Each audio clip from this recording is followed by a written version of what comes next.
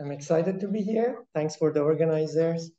I hope the fact that you're staying here, it means that you're still interested, very much interested in a deep dive. And I couldn't have asked a better introduction for privacy. So I'm pretty happy about that. I'm going to talk about two recent works about learning Gaussians of mixtures privately. So you might have seen these works on the posters. Let me see if I can do this. Yeah. The first one is about parameter estimation for learning mixtures. I will tell you about that. Is the work with Jamil, my previous master's student. I think he left, and Chris from Google. The other one is with Mohammed, another current master's student. And that one is about density estimation for GMMs. So I'll tell you about what those mean. So let's first see some notations. We have this, the so-called mixture of spherical Gaussians. And here we have a mixture of general Gaussians. Intuitively, a spherical Gaussian has, like it's a spherical, the covariance matrix is a multiple of identity, but the general mixture can have arbitrary covariances for each of its components, right? So here we have also another notation, K mix of F. Think of F as, for example, Gaussians, then K mix of F is the class of mixtures of K Gaussians. So it's a rich class of distributions, and in this the bottom you see some samples generated from this distribution of the example, right? So what is the learning problem? Assume that the universe picks some distribution that the learner does not know, and the learner gets to see some sample of size m generated from that distribution, and the algorithm or learner A, based on the sample, outputs some estimation f hat.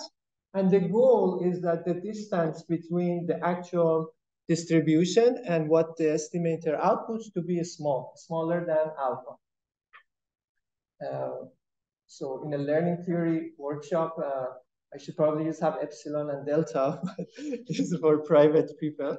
So I hope nobody will get offended. So go to the next. Okay. So one thing that we assume is that for this talk is that the distribution actually is a Gaussian mixture. So it's a kind of realizable setting for simplicity. You can extend some of this to more general setting. And you want, for utility, you want your probability of error to be small for every choice of mixture, no matter what the universe picks. And on top of that, we want to add differential privacy. Okay, so I don't think I can do a better job than Gautam, but just to remind you, you had two data sets. One of them was different in one added data point. We called them neighboring data sets.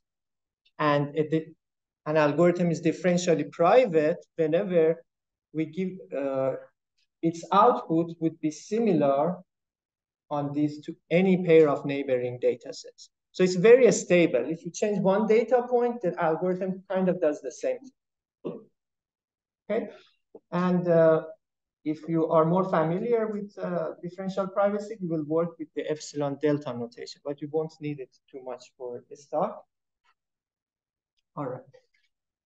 So let's get back to it. What do we mean by the distance between the estimated distribution and the true distribution? We should define the distance. And there are two main ways to define the distance for mixtures, the parameter distance and the density distance. So there was a question, I think, for the Gaussian, they're not much different, but for the mixtures, they're quite different. So let's see. Let's just start with the density estimation here. The distance is total variation, or L1 distance, the area between, for example, these two Gaussians. That's the distance. If you want to know about some idea what that looked like for two high-dimensional Gaussians, more or less it's captured by this. For Gaussian mixtures, it's more complicated. You cannot, or we don't have it like a formula like that for it. Okay. What do we know about density estimations for Gaussian mixtures, this setting? In a series of like different works, the best known, like we kind of know how many samples do we need in order to learn a Gaussian mixture. Let's take a look. The number of samples depends on K, the number of components, on D, the dimension of the space, because you kind of have D squared parameters in your covariance matrix, more or less, and on the accuracy parameter alpha. So this is based on some compression result, and it's kind of surprising that it was only done in 2018. This was a joint work with Shai and some others. The thing is that we don't want to assume anything about the components of the mixture, any bound on the covariance matrix, on the mean, etc., whether the means are close, far. So that's one of the reasons that it's a little bit more challenging to do that. Okay, there's a big question, can we do this in a computationally efficient way? It's not known. Most people think it's not possible, but we don't have a NP hardness or something like that. The other question is that can we do the same but using a private method? Okay, so that turned out to be a quite challenging problem. So let me now, before talking about this, let's talk about parameter estimation. So what is parameter estimation? In parameter estimation, the learner actually tries to output the parameters of all of the components of the mixture, every mean, covariance, for example, something like that, right? So, and then the question is that how do you even define the distance between mean, covariance? It could be different choices, etc. However, there is a nice way to define the problem without much needing to define new things. And that's based on, again, total variation distance. So you say, I want to estimate each component up to TV distance alpha, so every component, and every weight of the mixture up to the same, let's say, accuracy. So, and up to a permutation, because you like the learner outputs a bunch of components of the mixture, maybe the truth is kind of just reorder. You don't want to care about that. But up to that reordering, we can define a proper distance that kind of looks at the worst case difference between the components. We can formally easily define that.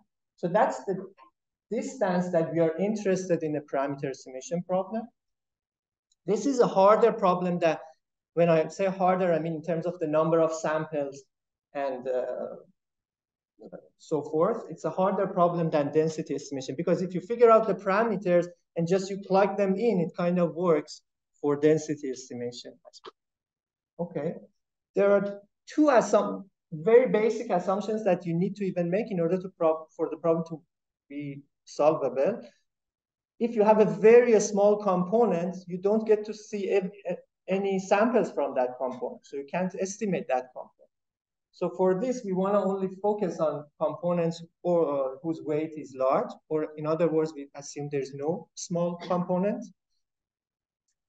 Another thing is that if two Gaussians are totally overlapping with each other, you don't have a way to separate, like say, how much of the weight you should go put on this one or that one.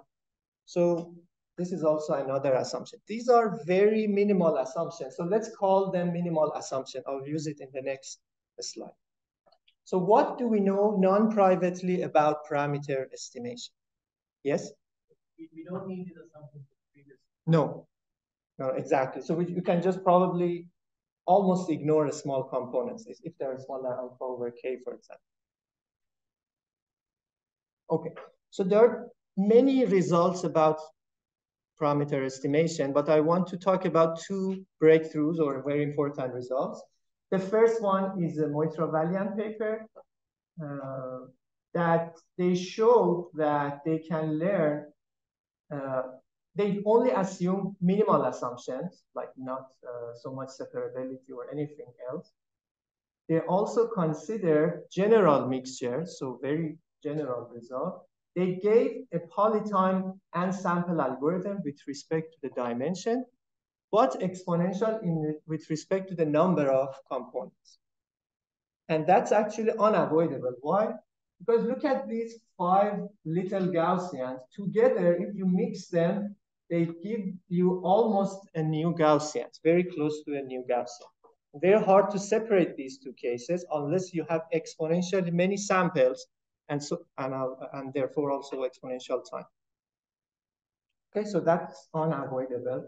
So if you want to really avoid exponential dependence on K, you have to even assume more separation between the Gaussians.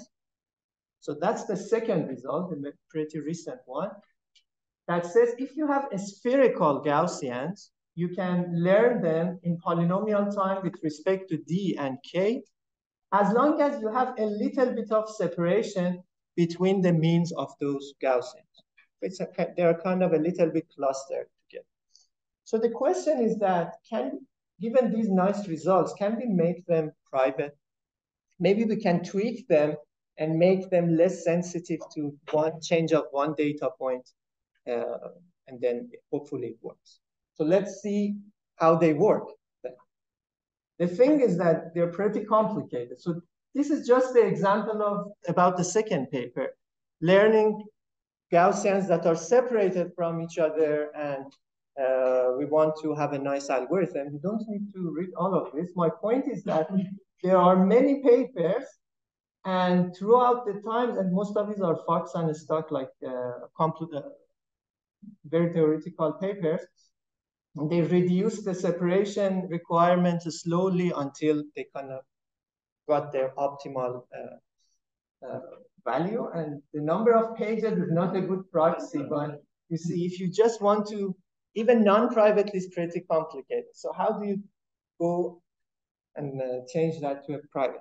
So we said, let's not do that. Instead, let's take these as black box algorithms and try to take the output of these and somehow use this to make it private.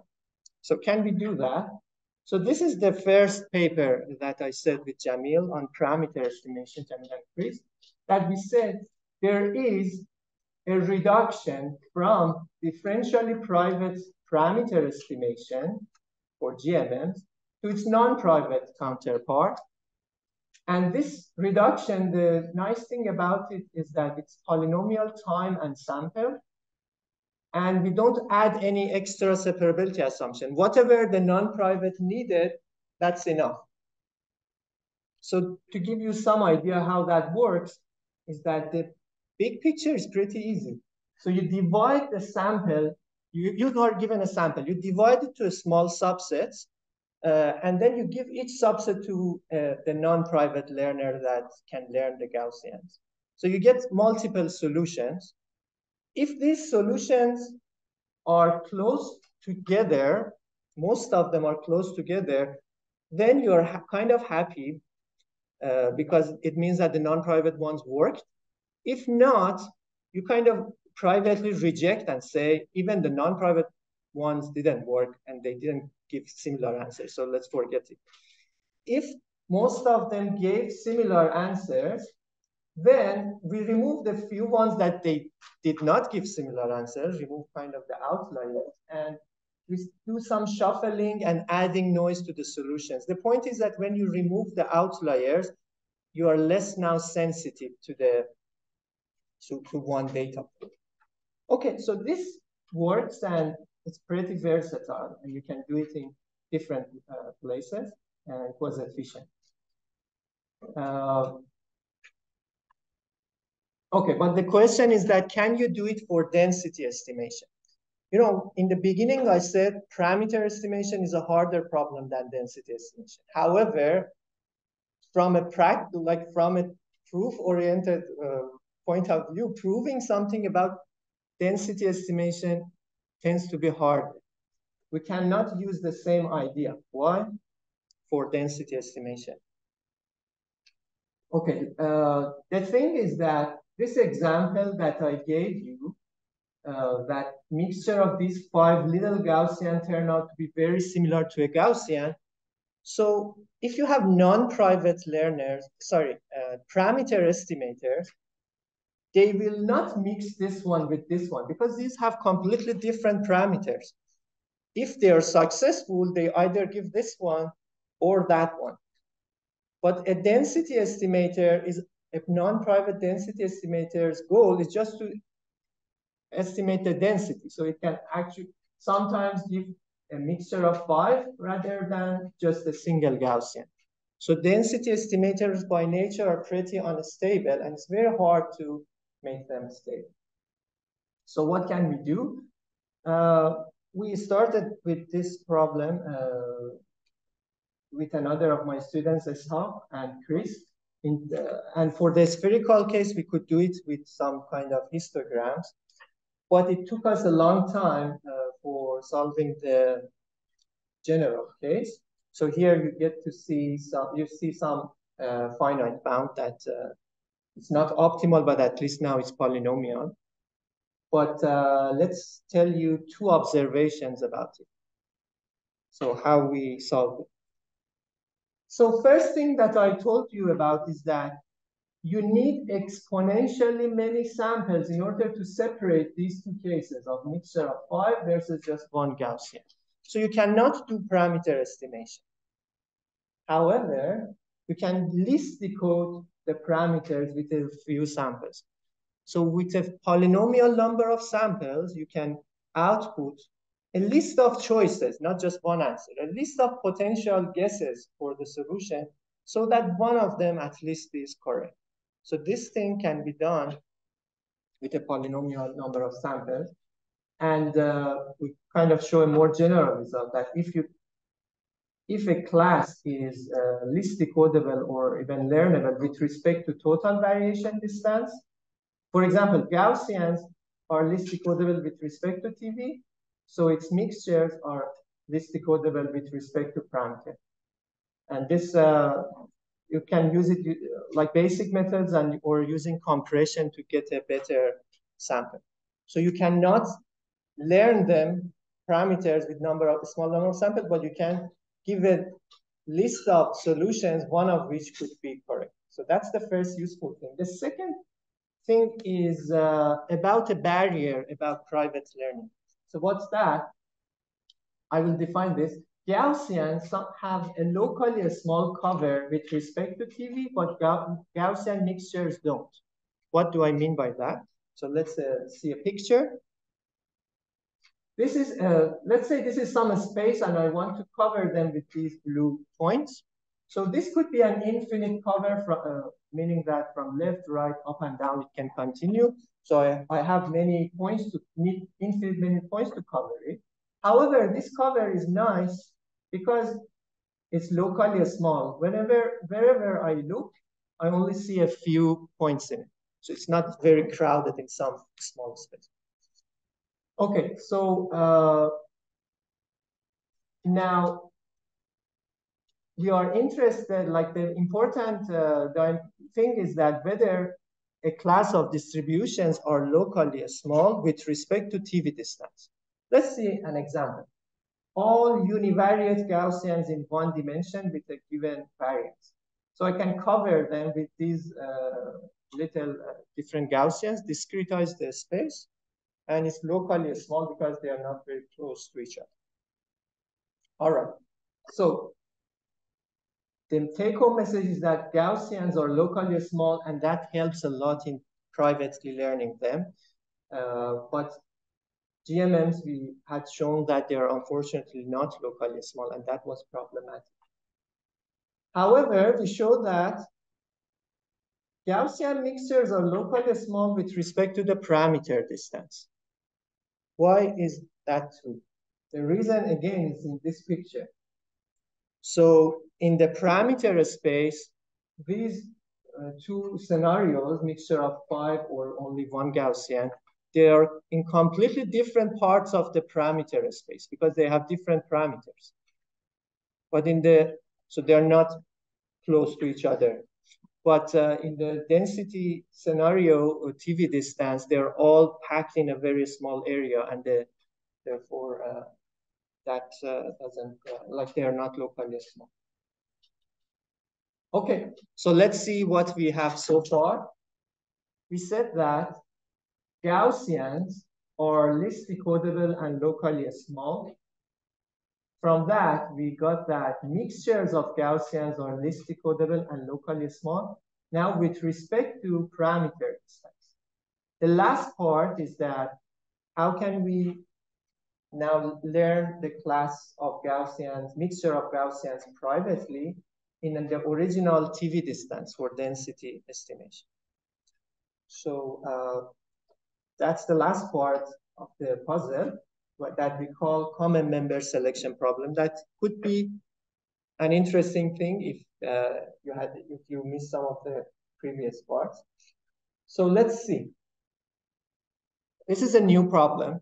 Forget about anything that I said before. We have a number of users.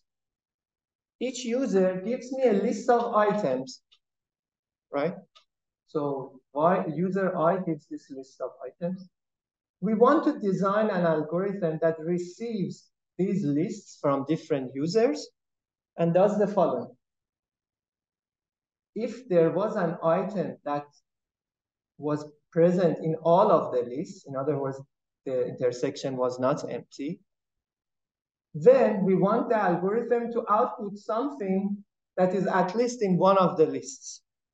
This is a pretty trivial thing. You get to see the list, you try to search which one is in which list, and then find one that in many lists or in one list, and then you are done. But doing this differentially privately is not that easy anymore. You don't want to depend on one user. Okay, so if you solve this problem, why does it help with the original problem? If the section is not empty, then there's no requirement. There is no requirement. Sorry, if it's not always just yes. output something from the unit. Why do you put this if? Just always output something from the unit. If the intersection is not empty, then output. If the intersection is empty, you don't ask anything. So if yes, but in the case that is not empty, you have to output something that is in your, like the user, there's a universe of items that is much larger than what the users output. So let's say I said that each user gives you a list, but there's a universe of infinite items. So maybe we can connect this to our problem. So each of your kind of non-private estimators give you a list of parameters. So you ran your non-private estimators multiple times. Each one gives you a list of good parameters. And assuming that those are good lists, you just need to output one of them privately. But that turns out to be a challenging thing to be doing it privately. That's why it's a good encapsulation of the problem. Well, you need to slightly generalize this problem in order to solve your problem. We define a metric version of the same problem. Yes?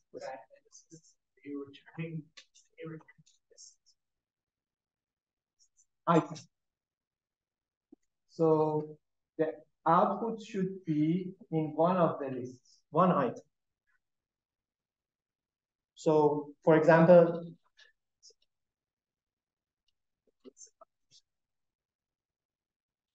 Is the same question. So let's say if it's not empty, then we can output anything from this space. You have no restriction. Oh, it's not empty. If it is empty, we can output anything from the space. And it's still good. I mean, that's even something none of these is fast. Yeah, because think of our example now. If your non-private estimators fail, it's okay because that was the kind of assumption you wanted to make your algorithm based on, right? So let's see another version pictorially, maybe that helps. So here, being in one list is not that exact as previous one. So they don't have to be exactly in the list, but close to being in the list. So let's see. So each user gives a list of, again, solutions or items. Now, each user has a color. So we have a bunch of users with different colors. And okay, so this member is a common member because it's close to being in three lists. In the list of blue items, list of orange items, list of green items.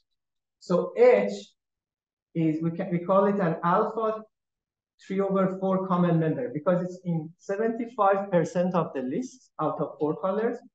And when I say in the list, I mean close to distance alpha to one of the members of the list. Okay, so if you can find a common member privately, then you can directly use it for our private, for the last step of our problem. So we show that if a metric space is locally small, which we showed before for the parameter space of Gaussian mixture, then the private common member selection problem can be done somehow. So I won't get into this. And we have all the steps now. How many minutes do I have? 3, 4. 3, 4. Okay. So let's review what we have, and we will be done soon. 5? No, I don't. Like 2 more minutes will be good. So, okay. So let me again elaborate on this. Here we had a method for list decoding mixtures in terms of parameter distance, right? Which means that we have a non-private thing that outputs multiple guesses for the parameters, one of which is true. Then we run this multiple times with different sets of data sets that are disjoint, and we get different lists. And then we kind of find one common member privately from these lists. So to aggregate them kind of privately. Okay, so let's conclude. Parameter estimation is statistically harder than density estimation because you need to find out the parameters. However, privatizing parameter estimators is easier because they're more stable. If the assumptions hold, they tend to get the same parameter every time. Another interesting part was that parameter estimation requires exponentially many samples, but list decoding the parameters can be done with polysamples. And the other part was that Gaussian mixtures do not admit a locally small cover, but in the TV distance, but they do in the parameter distance. And the last part was the common member selection problem. So one future direction or interesting question is that when can you do this private common member selection problem? Because if you can do it, you can turn many non-private learners to private learners. Just run them multiple times and see if they kind of output the same similar stuff every time, just output the common member and you will be done. Another question is that what are the connections between robustness and privacy? So here I focus on just Gaussian mixture models, but can we say something more general? Can we say that any class of distributions that is learnable robustly, for example, which I didn't explain much, which means that if you change a few data points, for example, in the data set, a constant ratio of the data points in the data set, it should still output something close to the true distribution. Okay, so can you show that if a class of distribution is robustly learnable, then it is privately learnable? Something along those lines have been shown, for example, by work with Bottom and others. But these tend to work for low dimensional parameter estimation with bounded space, but they don't work for the density estimation. That would be interesting to understand this connection. Thank you.